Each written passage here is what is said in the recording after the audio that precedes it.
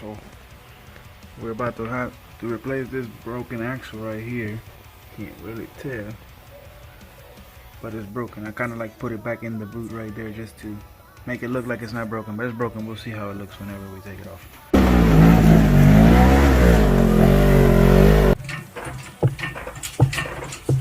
It shouldn't take that long. It's basically all we got to do is take off tires, take off the trailing arm, the radius arm.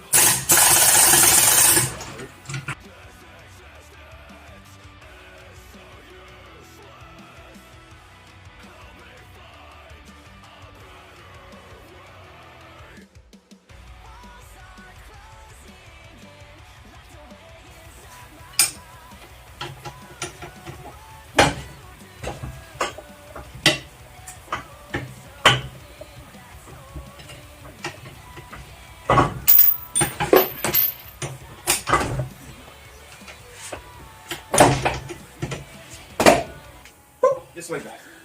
That's the good axle.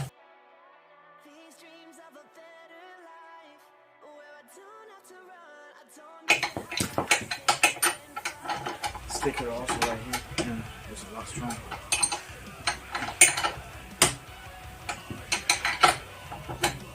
They kind of look longer.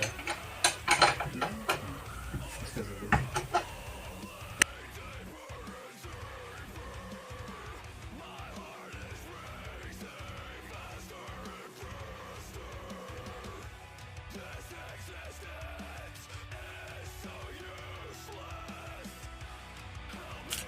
There's the new axle.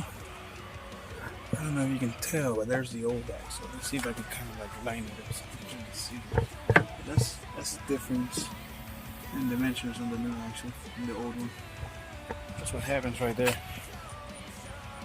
That's what happens when you don't know how to drive side by side.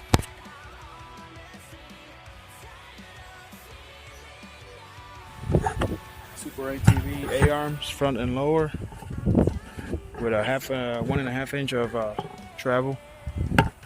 First day I took it to Rush Springs. When it turned it on its side,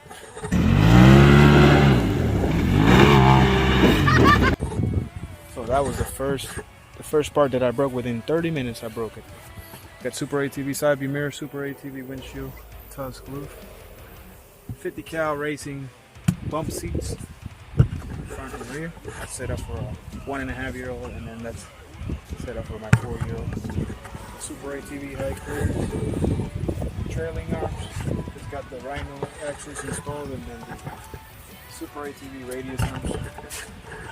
Then I got a K&N air filter in there, and then SuperATV most badass drive belt.